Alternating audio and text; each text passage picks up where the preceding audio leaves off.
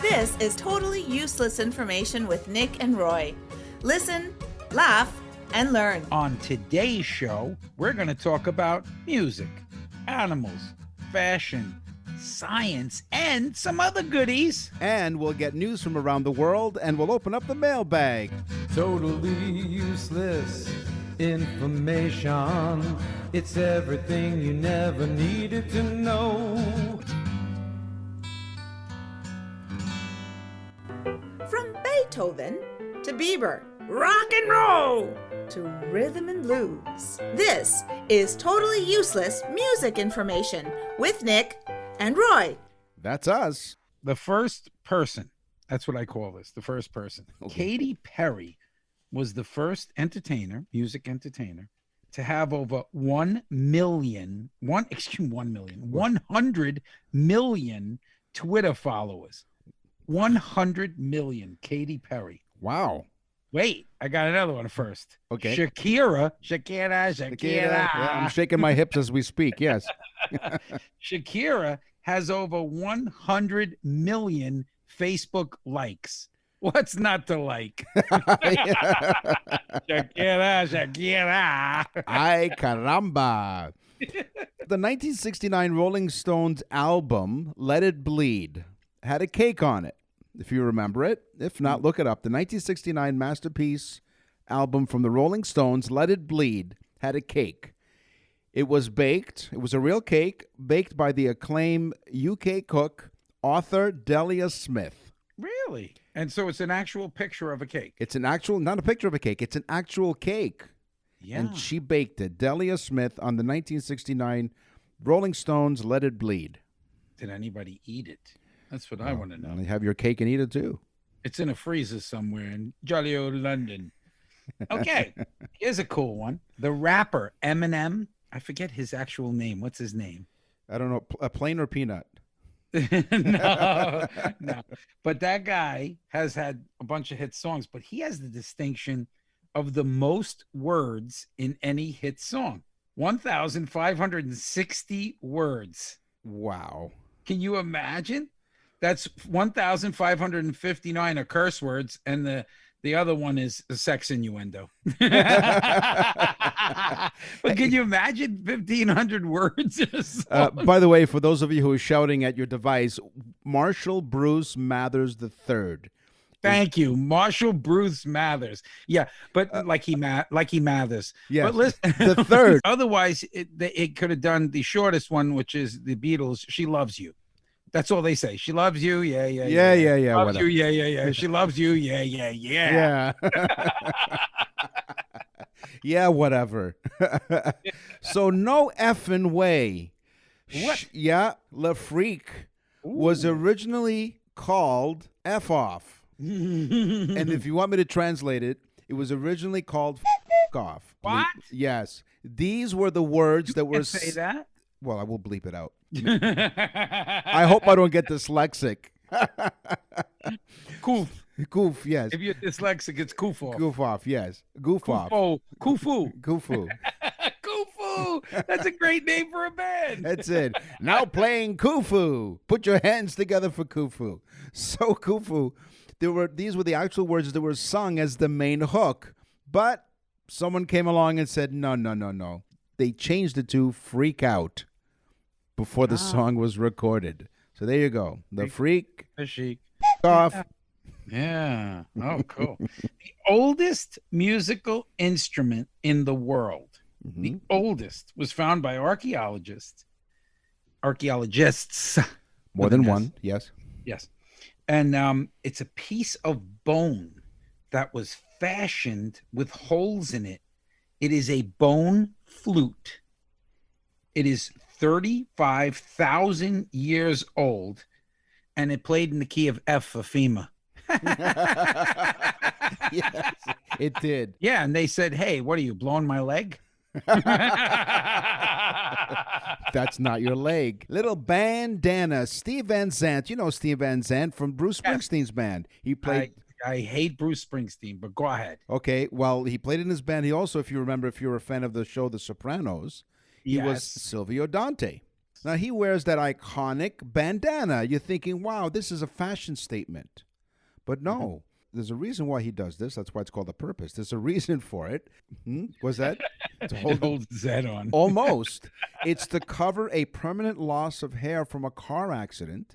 He was severely scarred where he hit the windscreen with his head. What? Were you his passenger? No, I was driving. Come on, you know me. You know my bumper sticker. If you don't like the way I drive, stay off the sidewalk. The oldest written song in the world. I love these. I think these are great. Yeah. Folks, get your pens because these are great. The oldest instrument, the oldest written song in the world is a Hurrian hymn, Hurrian, Hurrian or Hurrian hymn, number 6. It is 3,400 years old. It was written down. It was a written hymn, and it is the oldest song written down. I guess 1 through 5 just weren't big hits. It's like 7-Up. The previous 6 formulas didn't quite work. Yeah, it's like, because it's a hymn. Can a female sing a hymn? No, it's a her. She sang a hymn. Speaking of holy music, the Reverend, remember Run DMC? Yes. The rapper? He's actually a reverend, the Reverend Run. He's a real ordained minister with the New York Pentecostal Church Zoe Ministries. Oh, the Zone Ministries. Yeah. I love Okay. Reverend Run. it. It should be the Yo Ministries, but go ahead. Yo Ministries. Yo. Boom, boom. Yo. Yes. Oh. He was great. Now, Leonard Cohen, who's a Canadian, by the way, the writer of Hallelujah, is an ordained, or he was an ordained Rinzai Buddhist monk. No, really? Yeah. Wow. Yeah. Didn't know that. See? There you I go. really didn't care, but now I know. Now you know this too, yes. You're listening to Totally Useless Information with Nick and Roy. Animals, crazy animals. By the way, if you want to send us an email, it's really simple. nickandroy.com. nickandroy.com. Go to nickandroy.com. Go on, because there's all kinds of stuff on there, including pictures of me and Nick. So what are we doing? We're doing animals. You're an animal. Yeah. What, you didn't? Filthy animal. You filthy animal. What, you didn't hear the singers? Ah, you filthy animal. Crazy animals. You know, sorry, kitty cat. Because we pay scale, we have to pay those animals twice. Well, a rhinoceros or rhinoceroses, primarily found in northern India and Nepal, have an average lifespan of 40 years. They may be big and bulky, very much like Roy and I. An Indian rhino can weigh as much as an SUV. Big animals. They can weigh as much as an SUV, but don't underestimate their ability to sprint. Their charges have been clocked at speeds at over 30 miles per hour. Wow. That is faster than a Hyundai. Or a Jaguar. And they have the ability to jump or change direction as quickly as an Olympic athlete. Really? Well, I've seen Rhinoceroses. some Olympic athletes. You know, they're not all they're cracked up to be. But now, being that Nick and I, we don't discuss what we talk about. We just say we're going to do animals, and we each come up with X amount of animal things. Well, Nick had rhinos, right? Yeah. Well, did you know that rhinos, you know how a rhino looks? It has that horn in the front that's turned up almost, right? Yes. The horn is not made out of bone or cartilage like our nose. It's made out of hair. Hair. It's actually matted hair that gets so hard. Did you ever see, like, when a kid gets matted in hair, you can't even get it out. You got to cut it out. Well, the rhino is so hard that it's a horn in the front of it. Yeah. So, it just beep it every once in a while. Yeah. Again, going 30 miles an hour to weighs an SUV. So. It is. Yes. Honk if you're horny. The gold medal goes to the penguins with their striking red-orange beaks. Gen 2 penguins typically make their homes within the rock-ridden grounds of Antarctica. They're the third largest penguin species, but they take the gold when it comes to swim speeds among penguins. They're able to reach 22 miles per hour, and Gen 2 penguins are said to take up as many as 450 ocean dives in one day, and that's just for food. Wow. Yeah. Oh, pretty cool. you know what? They said, "Oh, I just saw you just came up from the ocean. What did you do?" Yeah. What did you eat? I went to this dive. I went to this dive and I overdressed for it. I wore a tuxedo. Okay. Scientists have done a study. Well, that's what they do. They found that horses do communicate. Of course, they don't speak to each other, so horses use facial expressions to literally communicate. Scientists did a study and see that horses have a multitude of facial expressions that will signal the other horse to tell them what they're looking to say. All of this information, of course, came from a long conversation with a horse named Mr. Ed. Hello, I'm Mr. Ed. For those of you who are not old enough to know that show, look it up on the Google machine. Yeah. And Mr. Ed On was the a, Google machine. it was a television show where the horse was talking. Horse is a horse. The horse, of course. His owner's name was Wilbur. Hello, Wilbur. Hello, Wilbur. Yeah, I think I remember this. We used to work in a bar, and a horse came in. Do you remember that day? Oh, sure. Yeah, he walked in, and I think he was kind of sad. I say, "Why the long face?" I said, "Is it cold out there?" He went, brrr. Just horsing around. So, is that a bump on your head? Or are you just happy to see me? The Galapagos Islands have sea lions. The Galapagos Island sea lions are one of the two types of seals found on those Galapagos Islands. I can say that without spitting. Thank you. These sea lions are known for having a huge degree of sexual dimorphism compared to other animals. Now you're thinking, well, what's a sexual dimorphism?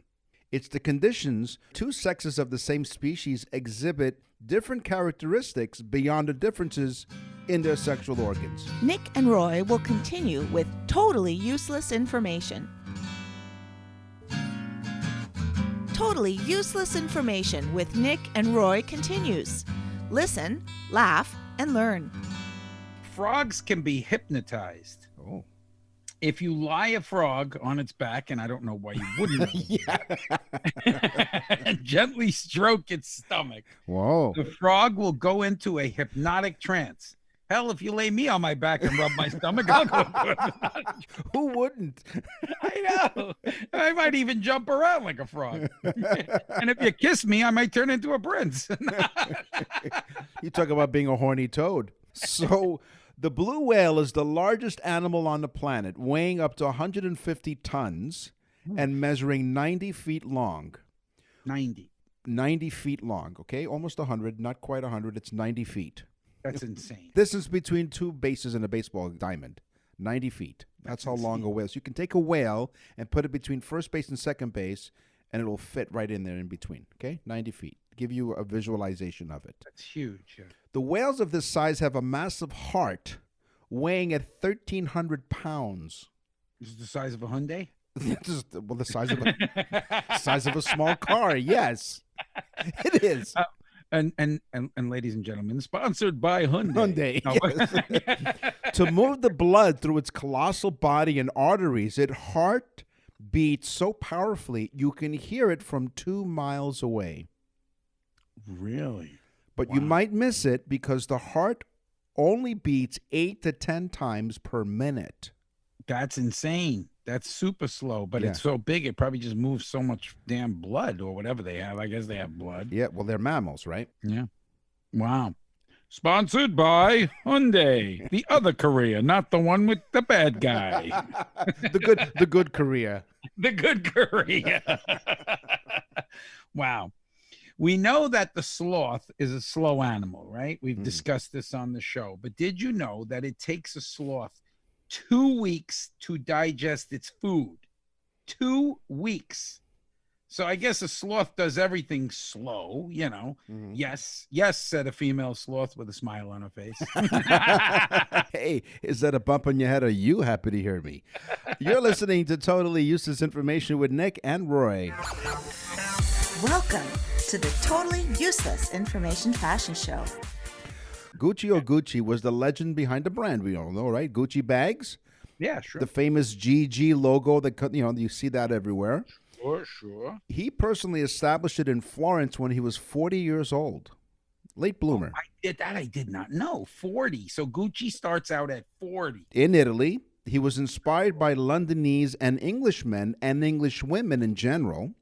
He was inspired by Englishmen. It doesn't sound so good, but okay. Okay. There's nothing wrong with that. No, not at all. Nothing at all. More specifically, his inspiration came while working as an elevator operator in London. Really? So he went from a job that had its ups and downs to... Yeah, ins and outs. At first, he created handbags and briefcases where some of the most popular items are until today even. Gucci managed the brand until the very last minute in 1953 when he died. He died while he was working. His son took over the business after his death and promoted all of his products to Hollywood. Well, I'm going to tell you that this is no lie. Last week, we were in Fort Lauderdale, Florida. Yeah. You cannot get into the Gucci store. There is actually ropes outside and a line. And there's 30 people on the line. It's like riding a ride at Disney World. Or going shopping during a pandemic. Sure. And then you go in there and you pay like $300 for a belt. All joking aside. Well, the popular Gucci hobo bag was used by Elizabeth Taylor. So her son had a great idea. And next thing you know, you're waiting outside, for a half hour to maybe an hour to get a Gucci bag. Did you know in the fashion world, they throw around words, okay? Vintage. We all know vintage. Yeah, but did you know that a vintage garment is not a vintage garment unless it's over 60 years old? Let's hope there's no moths around. But a vintage garment or a vintage pair of shoes has to be 60 years old, but also less than 100. 100 becomes antique. 60 is vintage. So does that make us vintage? No, not yet. Not quite. We're slightly vintage, possibly somewhat antique. Vintage junior. No, we're not vintage yet. Vintage. We're good. We're good. We're still youthful. No, I'll explain next what we still are. But go ahead. Keep going. No thanks. Usually when clothing company and shoe companies would go after celebrities to have them endorse their product, right? Yes. Okay. In 2011, the Wall Street Journal reported that Abercrombie & Fitch had offered Jersey Shore star Mike the Situation Sorrentino a deal. They gave him a deal. They asked him to stop wearing their clothes. Okay. Listen, you big dope. Right? So usually, like I said, celebrities, What's the guy's name? What's his full name? His name is Mike the Situation Sorrentino. Mike the Situation Sorrentino. Yeah. Abercrombie and Fitch called him up and he was like, who's this? Abalacamba and Finch? Okay, you big dope. Stop wearing our clothes. Well, the somewhat fast fashion brand is known for its appeal to college kids, but perhaps the situation was a bro too far. You know what I'm talking about? Hey, forget about it. I didn't go to college. I did, actually. I dated a girl in college. Hey. Yeah. Okay, kids, I know you were waiting for this one. I was. With bated breath. Retro. Okay, people usually refer to retro as old clothing or vintage, but we just learned that it can't be vintage because vintage, well, it could be, but it would have to be 60 years old or less than 100. Mm-hmm. Most people don't realize that. But retro doesn't even have anything to do with the age of the garment. It's the style. Retro is a word that means a copy of a vintage style. So to be retro, you take a 60-year-old garment, you make it new, and it becomes retro. Ah, I get it. Okay. So those of you in the fashion industry know that, but those of you now on our show can run around and make believe you know what the hell you're talking about. Because me and Nick don't, because I don't know what the hell we wear every day. We're lucky we put underwear on. And that's retro. No, that's vintage underwear. My underwear are vintage. Yeah, it's Granny's bloomers. My underwear are so old they have 3 legs. Yeah, what was Rodney Dangerfield's joke? He says, when I put on the Fruit of the Looms, I heard the fruits giggling at me.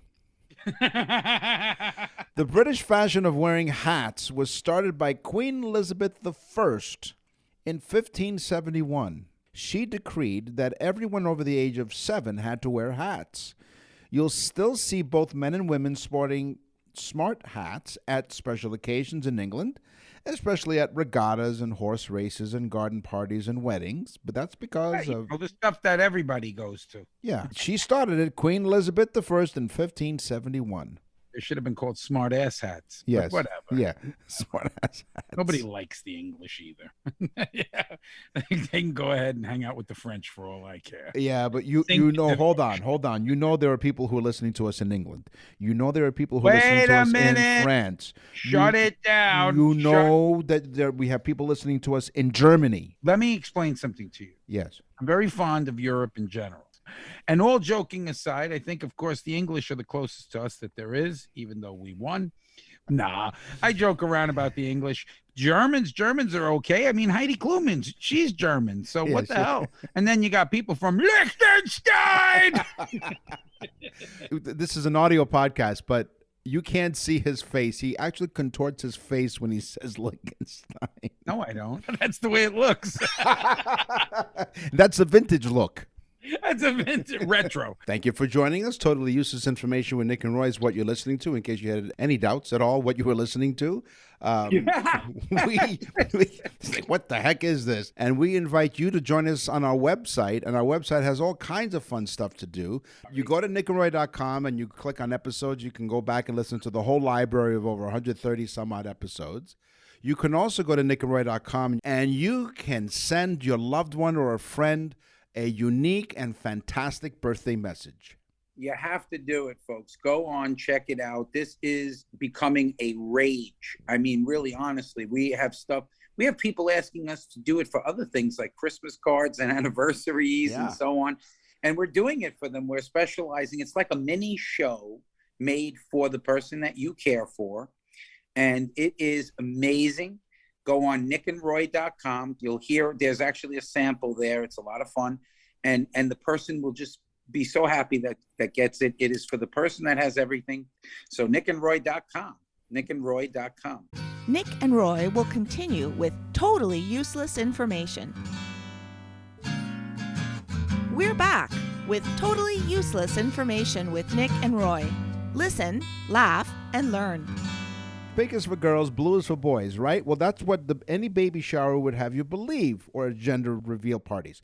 But it wasn't always so. In fact, it was the opposite for a long time. What? As recently as 1918, a clothing catalog advised that pink was the ideal color for little boys, and for girls, blue is a much more delicate and dainty tone. Hey, thanks for joining us on Totally Useless Information with Nick and Roy. There are several ways that you can get in touch with us. You can go to our website, nickandroy.com, click on Contact Us to email us. That's nickandroy.com, contact us. You can also check out our birthdays and our birthday messages, nickandroy.com/birthdays. You can also leave a voicemail message on the website, and you can also text us at 71010. Send us your comments or any requests for useless information. That's 71010. Okay, I got one last one. Okay. And being that Nick and I, of course, don't discuss things, but sometimes it just works out this way. Yeah. The reason why police usually wear the color blue, and get your pens ready, folks, is because throughout the fashion industry for thousands of years, blue is considered the color of loyalty. Oh. And so most police uniforms are blue. It's almost 90%. Well, they call it Except for the French who wear yellow, just to confuse everybody. yeah. Send your complaints to our website, nickandroy.com, and click on Contact Us, and we might put you on the show. What's in the mailbag? What's in the mail?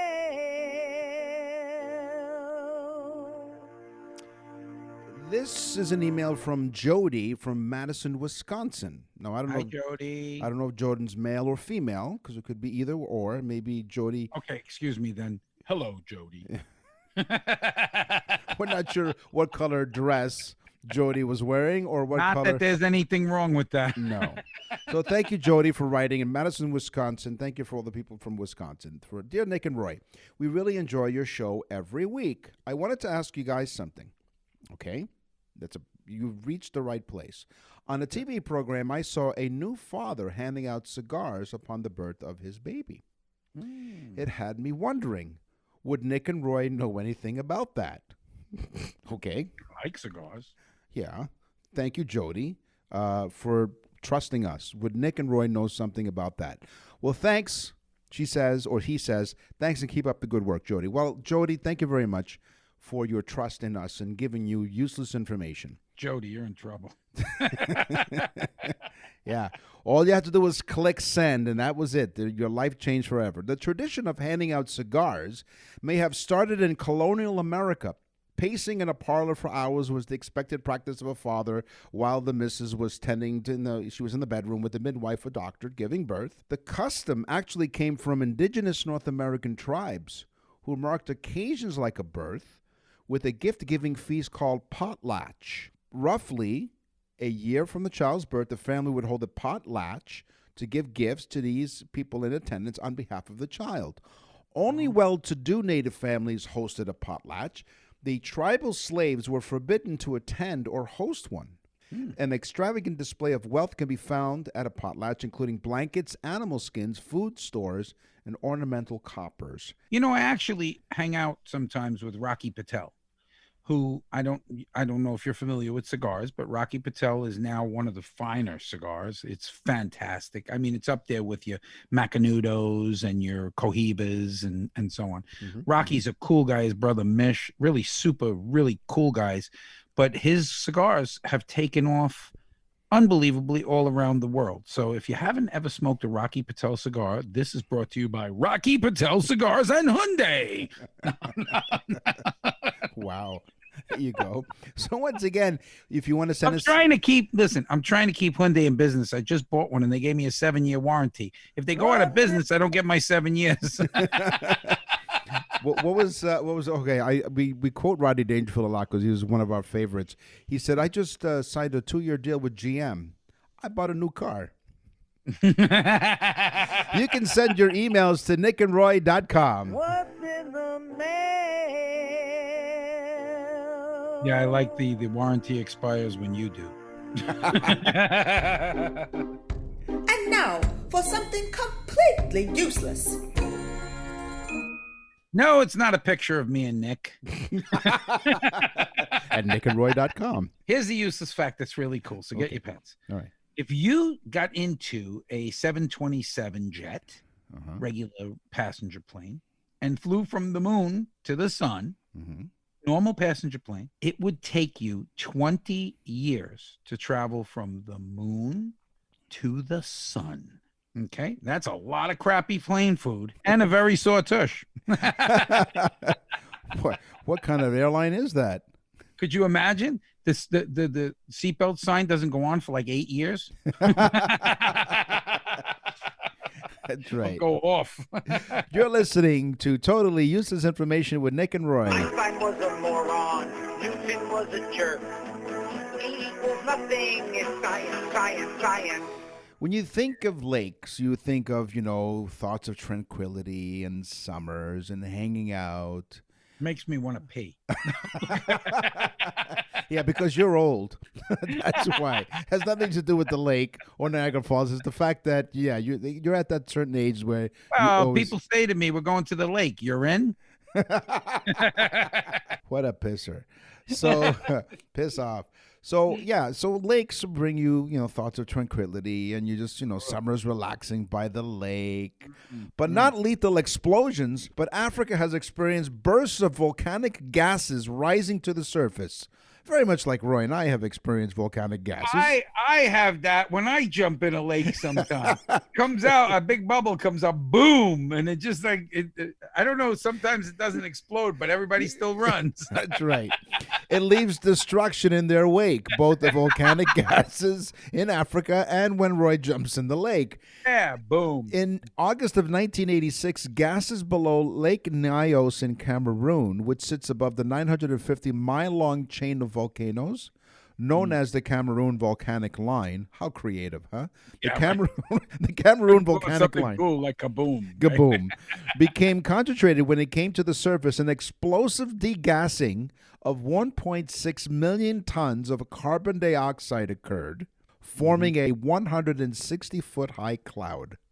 Yeah, you go back to work, your eyebrows are singed off, and they go, "Oh, you're at the lake." Yeah, and they do explain quite precisely, Roy and I, explosive degassing. Yes, exactly. Mine is not volcanic. Mine is more related to the legum family, the beans. In fact, I turn a pool into a jacuzzi sometimes. It's the poor It's gotta man's. be a small pool, a kiddie pool, but It's the poor man's jacuzzi. yeah, I fill up a kiddie pool and eat a can of beans and jump in. Hey, want to know something really exciting? Why don't you take a couple of tablets of Alka-Seltzer, put them in your bathing suit, and then go jump in the lake? Scientists know more about the moon than they do about our oceans. And we've all heard that, right? Mm-hmm. But they do know now how deep the ocean is. On average, now again, this is an average, starting from, I guess, an inch to whatever, but on average, 12,080 feet. And you guys in Canada do the breakdown, but 12,080 feet. Mm-hmm. Okay? You doing the breakdown, Nick? Yes, I am. I knew you were. Okay, that's on average. But the deepest point so far that they've found is 36,200 feet. Wow. I mean, just think about that. 36,200 feet. 36,000 feet would be somewhat, almost like 1,000 meters. Oh, I can't do the math anymore now. I'm still trying That'd be like 1,080. Yeah. Close am I? $1.87. Do I hear $1,090 going once? 1,090. Cosmic dust sounds magical. It's cosmic dust. But chances are you've inhaled a good amount of it on your way to work today. Actually, cosmic dust sounds like something you'd buy at McDonald's, at a Colombian McDonald's. On a daily basis, dust from meteorites, comets, and other solar bodies fall to Earth in tiny particles that increase the levels of sodium and iron in the planet's atmosphere. Scientists studying the phenomenon estimate that altogether, about 60 tons of cosmic dust is falling to Earth every single day. Nick and Roy will continue with totally useless information.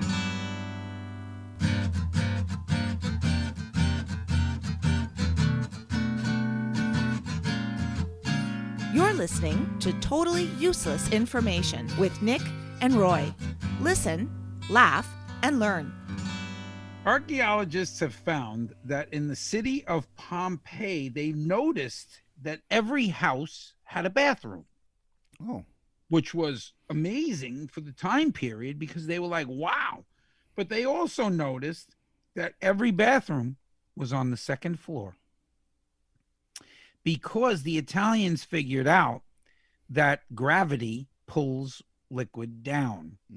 So they put the bathrooms on the second floor so that the plumbing worked automatically. When you urinated in it, it went down. And being that it was on the second floor, it had enough power on it to go down and into the pipe in the street, which led to the aquifer to get it the hell out of there. How cool. Really smart Italians. They were. See? Mamma mia. They said if it's yellow, let it mellow. If it's brown, flush it down. That's it. They said, if it's a brown, you flush it down. If it's a yellow, you let it go like a jello. He's a very nice fellow. Yeah. His name is Luigi. Luigi who farts comic dust. Yeah. If a storm gets intense enough, it can make it look like rocks were walking. That's been, well, it depends on how much dust you've been inhaling. Exactly. That's been documented multiple times in California's Death Valley, where conditions can occasionally be just right, not too sunny, with steady winds and standing water for rocks, sometimes weighing hundreds of pounds, to appear to move on their own. I've seen it. You have. It is insane. There was a show on television, really cool, guys. See if you can look it up on YouTube or something, moving rocks. Move by themselves or something like that. Yeah. You're going to see it. It is so cool. It looks like they move feet at a time. And they actually have like where the looks like there was a track where they went. I mean, you have to see it. It's very cool. Yep. Very cool. There you go. Yeah. The chances of having the same fingerprint as someone else is 1 in, get the pens, folks, 1 in 64 billion. Oh. 1 in 64 billion. So I repeat, I didn't do it, Your Honor. It was the other guy, 1.65 billion. By the way, the study of fingerprints is called dactyloscopy. Dactyloscopy. Oh, very. Yeah. Which sounds almost Italian. Dactyloscopy, yeah? With a side of penne and a little bit of vino. It's all good. Wow. Yeah. If the show ends abruptly, the authorities have found us. Dactyloscopy sounds like something they put up the old poopa. There you go. The largest living organism is a fungus. Oh, wow. Not cool as a giant gorilla or something, but the largest living organism on the planet is actually a honey fungus that spreads 2.4 miles in the Blue Mountains of Oregon. Though you must see the individual yellow-brown mushrooms sprouting on the surface, they're actually connected to a giant organism underneath the surface. So cool. Largest living organism is a fungus. It's a real fun and guy. how long? 2.4 miles. Oh, my God. That is so cool. It And is. it's all from underneath. Wow. Oh, yeah, that's right. There is more water in the atmosphere than all the rivers on Earth put together. So there's more water floating around in the atmosphere than all the rivers on Earth put together. So when God says build a boat, just do it. Yeah. You're listening to Totally Useless Information with Nick and Roy. We talked about animals, music, and science. It's time for the news. And now, from around the corner and around the world, this is TUI News. An outhouse is probably a good place to be if you're going to have the crap scared out of you. Shannon Stevens visited her commode in Chilkat Lake, Alaska. Turned out to be a heart-stopping... Let's stop for 1 second. Yes. Chilkat. Oh, I'm sorry. Chilkat Lake, Alaska. I swear, I think the listeners are going to think it sounded No, like Chilkat. I apologize if I wasn't enunciating. Because I was breaking out the thermals just thinking about it. But go ahead. It was a heart-stopping experience at the outhouse, probably a little bit painful. The moment when she came butt to face with a curious bear. What? She was in the outhouse? She says, I just sat down and the thing bit me right away. I jumped up, screamed for my brother. Eric Stevens came running over from his yurt on his property. When you heard, yurt? It's one of this, like a little tent. It's like a little outdoor tent, okay? When he heard his sister scream, he ran towards the outhouse and found his sister with a puncture wound on her butt. She was still standing there with her pants down, he said. Wait a minute. The bear was in the hole? Yes. What, he bit her and got out? Oh, hold on. Let me read the story. Let me read you the news. I'm still in the yurt. She got hurt in the yurt. She was still standing there with her pants down, her brother said. What bit you? Where is it? And boy, do you look hot. No. And she said... That's strange, but yes, go ahead. Dear Penthouse. No. She said the bear is in the hole. Her brother... No, Jesus. It gets worse. Her brother shined the headlamp and opened the lid. Was like, well, bend over. No, go ahead. Not that hole. And right there... Okay, he's still in the hole, the bear. Took the lamp and he shone it on the hole, and right there at the level of the toilet seat was a cinnamon-colored bear face. Cinnamon. Why? He was probably white before he went into the hole. He was only cinnamon because he was in a poop hole. My God. The guy actually gave a color. His face, it was big enough to fill the hole, according to the brother. The siblings bolted from the outhouse in fear, returning to the yurt to treat Shannon's wounds. Yeah, because when a bear's around, you always want to have at least 1 inch of gauze to protect you. 1 inch of canvas. Yes. That's really a lot of protection against a bear filled with poop. It was a cinnamon-colored bear face. A wildlife biologist, Carl Kosh, with the Alaskan Department of Fish and Game, who investigated the incident, believes Stevens encountered a black bear, but isn't sure if she was bitten or simply swiped with a paw. Oh, But Kosh said that he's never heard of might have given her a good spanking. It's Smokey. He's like, don't do forest fires. And hey, baby, back that up. She's got a boo-boo on her butt. The experience has changed the way Shannon will approach her outhouse. If nothing else, she says, I'm definitely going to look down in the hole next time. Yeah, she's going to have some bowel problems from the future on. I mean, really. I've heard of snakes coming up. Yeah. Rats in the toilet. for the cinnamon-colored bear. Cinnamon-colored bear. He was looking for cinnamon buns. Too bad it was his sister. I know. And not just some strange girl. Yeah.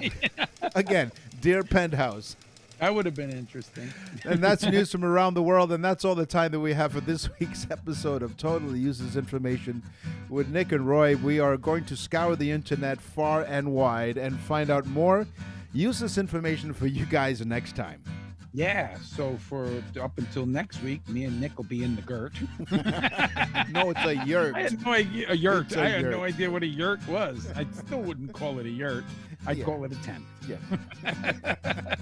Then again, some mornings I wake up with a TV. Thank you so much, everybody around the world, for listening in. So tell a friend about the trend. I'm Nick. And I'm Roy. Totally Useless Information with Nick and Roy is a production of nickandroy.com. Visit nickandroy.com to access the full library of episodes or wherever you get your podcasts.